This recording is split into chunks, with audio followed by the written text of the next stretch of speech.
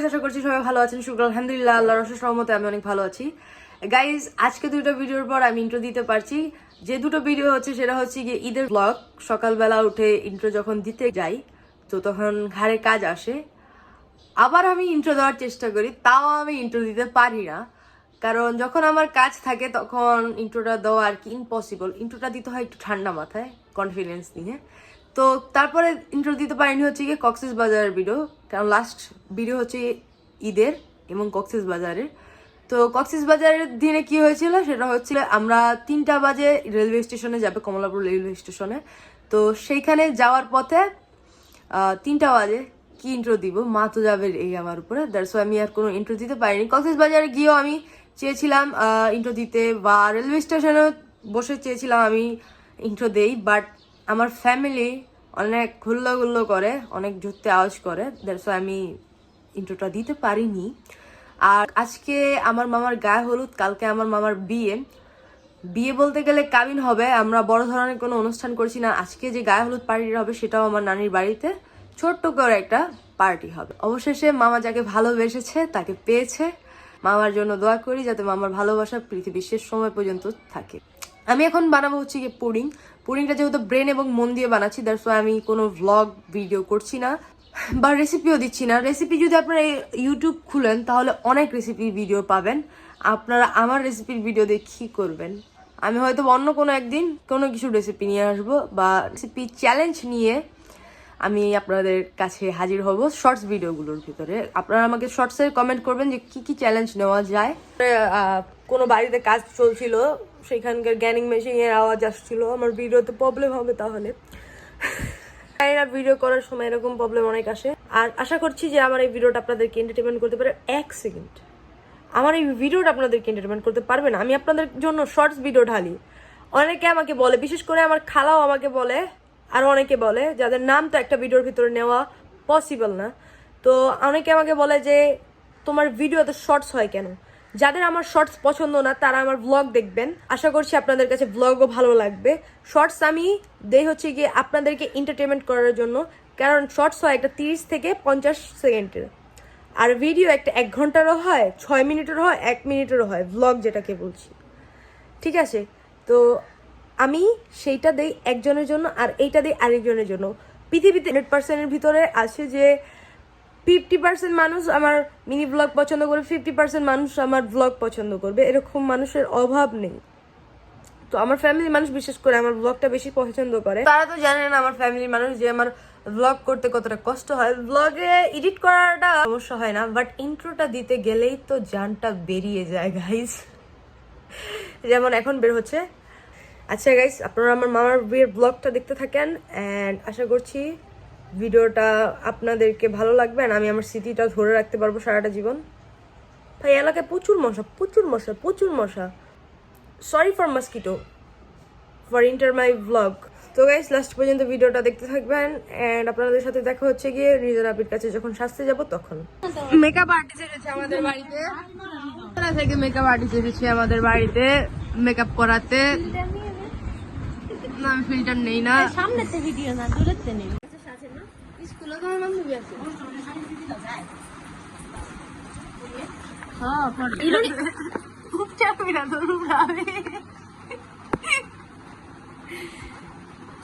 Guys, এখানে আনহাকে নির্জন আপি সাজিয়ে দিয়েছে। আপনারা কমেন্ট করে অবশ্যই জানাবেন যে আনহাকে দেখতে কেমন লেগেছে। আমি একটা সিনেমাটিক শর্টস ভিডিও বানিয়ে দিই তাকে। সে কাপড় পরেছিল, মাশাআল্লাহ তাকে দেখতে খুব সুন্দর লাগছিল। আচ্ছা গাইস, এখানে আছে আমার মা। আমার মাকে আমি আমার জীবনের ফার্স্ট টাইম রিভিল করলাম, উনি আমার মা। আম্মু সবাই হাইকন।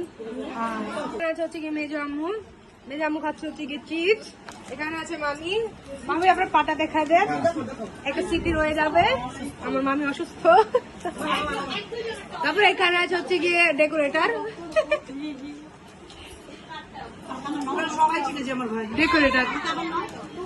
ডেকোরেটর। তারপর এখানে আছি আমি, আমাকে ভূতের মতন সাজিয়ে দিয়েছে, আমাকে হাতে চুড়িও পরিয়েছে। নির্জন আপি আমি যখন চুরি করতে চাইনি তখন নির্জন আপি আমাকে ঠাস করে একটা থাপ্পড় দিল, তারপর একটা গালি দিয়েছে, আর কিছু। হীরা নানি চাটা কাল্লিগা চাটা আপনার মায়ের লেগা। কাটা চামচ দিই চাগুলা। হ্যাঁ, কাটা চামচ চাগুলা। আমরা বিদেশ থাকি তো এই জন্য আমরা কাটা চামচ চা খুলাই। কোন জানি আসিলা? দেন তোমার কাছে। কোন জানি আসিলা? উগান্ডা। উগান্ডা ছিল তুমি? উগান্ডা।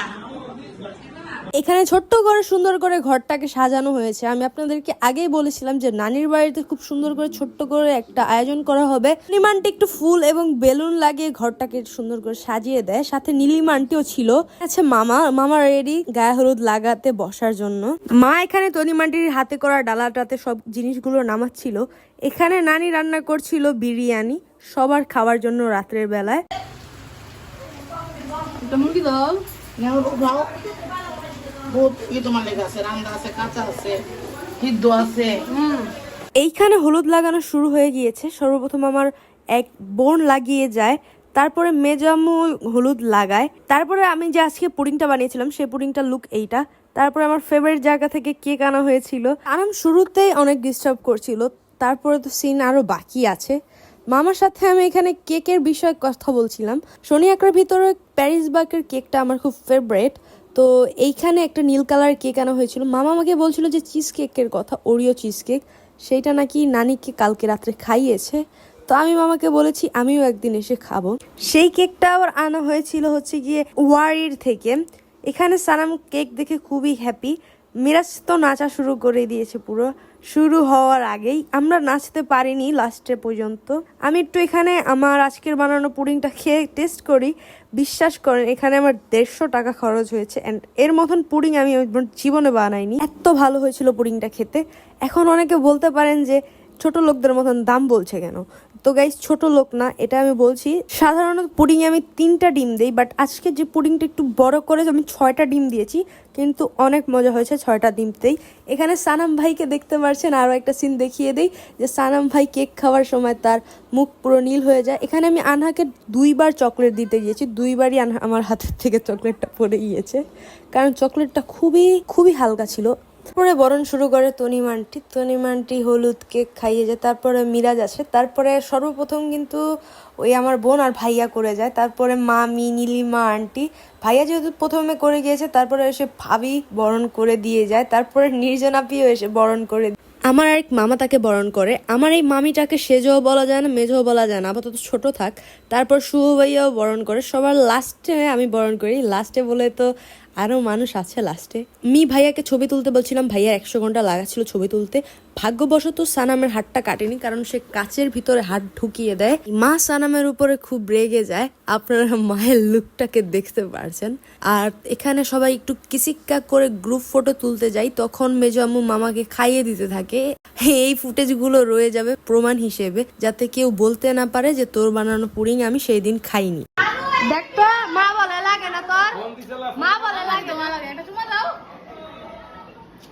কোয়া কোয়া দাওই তো মা বলে লাগে না তোর বলে ভাই। ছাড়ো এই বেটি তোর বলে ভাই। আপনাদেরকে এখানে নির্জনাপি সেই ভাইরাল স্টাইলটা আমি দেখিয়ে দিই, যে স্টাইলটা সে আমার ভিডিওতে অন্তত দেয়। মামা এখানে শেষে বরণ করে মানিক মামাকে।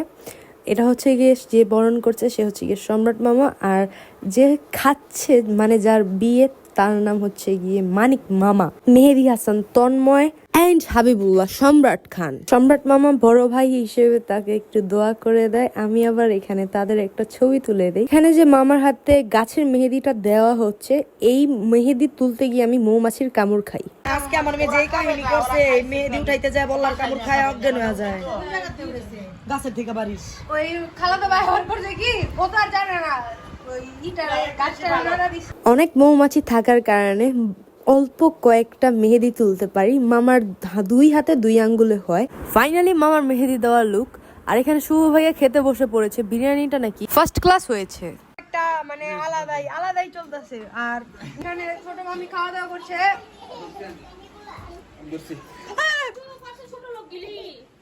আচ্ছা যা দৌড় যা ওই যে বড়টার থেকে ছোট জিনিস শিক্ষা পায়। এই যে এটাই তো সবচেয়ে বড় ছোট। ওর হাতে মোবাইলটা দাও। দিদি ওনার সাথে মোবাইল লিখছ আমাকে না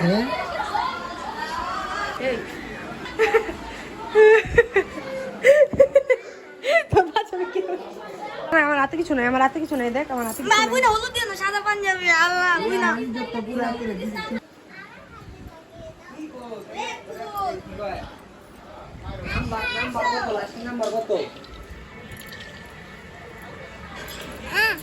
নাদোলা নাদোলা হ্যাঁ আমার আনহর আর কয়দিন পর বিয়ে হয়ে যাবে। আমার জানার আর কয়দিন পর বিয়ে হয়ে যাবে। আমার জানার গাইস আপনারা আমাকে একটা কথা বলেন, এই দুই ছোচা বিড়ালের কি খাওয়া দরকার ছিল? এখনো অনেক মানুষ বাকি ছিল, কিন্তু তারা অল্প খায় বকার কারণে। মিরাজ তো চলে এসে পড়েছে, কিন্তু ভাইয়া তাও খেতে থাকে।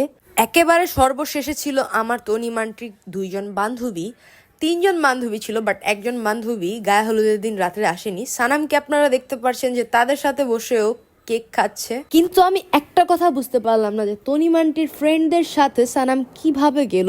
আমি জানি যে আমার তনিমান্টির ফ্রেন্ডসরা বাচ্চা খুব পছন্দ করে, কারণ আমি যখন ছোট ছিলাম তারাও আমাকে খুব আদর করত। নানি তো কখন থেকে খেতেই আছে আর খেতেই আছে। নানির পেট আর ভরছে না আজকে কখন নানির পেট ভরবে জানা নেই আমার। তারপরে আমরা সবাই খেলা শুরু করে দেই গেমস, বাট আমি এই গেমসের মুহূর্ততে থাকতে পারি না। ছোট ছোট কাগজের টুকরি করা ছিল, সেই টুকরির ভিতরে যেটা বের হবে তার সেটা করতে হবে। কারোর নাচ ছিল, কারোর গান ছিল, কিন্তু সবাই নাচে। আর সানাম ভাই তো শুরু হওয়ার আগেই নাচে। আমি একটু এখানে সানাম ভাইকে এটা ছিঁড়তে হেল্প করছিলাম, কারণ তার খুশিতে আমি অনেক খুশি হই। কিন্তু নানি এখানে আমাদেরকে ধরে ফেলে। নানি আর সানাম ভাই তারপরে ড্যান্স শুরু করে দেয়। তাদের ডান্স আমি খুব এনজয় করি। সানাম ভাই এখানে বিলাই দেখছিল, বিলাই বলে তো বিড়াল। একটা লাঠি ছিল তার কাছে, সেই লাঠি দিয়ে সে বিড়ালগুলোকে তাড়া করছিল। তো এখন খুঁজছে যে লাঠিটা তো নেই, কিন্তু বিড়ালটাকে সে তাড়া করবে। এখানে খুব সুন্দর একটা মুহূর্ত ধরে নীলিমান্টির, আপনাদের কাছে আশা করি ভালো লেগেছে। সর্বপ্রথম নাচে আমার মামি এবং আমার ভাগ্নি নিহা। আমরা নাচ দেখতে থাকি। মাশাআল্লাহ আমার মামি খুব সুন্দর করে নাচছিল। নাচ দেখতে দেখতে ঠিক তখনই আমার মামা আমাকে ডাক দেয় যে চলো যাই আমরা। আমি তো ছিলাম না, আমি এই নাচগুলি দেখতে পারিনি, কিন্তু এই নাচগুলি মা ফোনে কভার করে। নিশিয়াপি তো ছিল না, নির্জনাপি নেচেছে আমার তনিমান্টির ফ্রেন্ডের সাথে। মেজো আম্মু, মামি, আনহা এবং দোলান আছে। এখানে মামা পাঞ্জাবিটা চেঞ্জ করে আসে। আর গাইস বিশ্বাস করেন, যেই দিন মামার গায়ে হলুদ ছিল, লিটারেলি মামাদের বাসার নিচে এত পানি ছিল বৃষ্টির। তারপর আমরা মামিদের বাড়িতে রিস্কা নিয়ে একটা চলে যাই। যাওয়ার পর দেখি মামির শুট চলছে, আর মাত্র মামিদের অনুষ্ঠান শুরু হয়েছে। এখানে দেখতে পাচ্ছেন যে বরণ কেউ করেনি। আমার মামিদের বাড়ির 10 তলার ছাদ থেকে রাত্রের খুব সুন্দর ভিউ দেখা যায়। এখানে বসে মিরাজ আর আমি ওই রাত্রের ভিউটাই দেখছিলাম। আর আজকের রাত্রে এসেছিলাম মিরাজ, আমি, ভাবি, ভাইয়া এবং মামার এক ফ্রেন্ড। আর আমার ওই যে মামাটাকে দেখেছিলাম বরণ করছে, সেই মামা। তো তারপরে আমাদেরকে খাবার দেওয়া হয়। আমরা যেহেতু বাসা থেকে খেয়ে এসেছিলাম, এখানে এসে একটু অল্পই খাই, কিন্তু আমাদেরকে অল্প দেওয়া হয় না, একটু বেশি করেই দেওয়া হয়।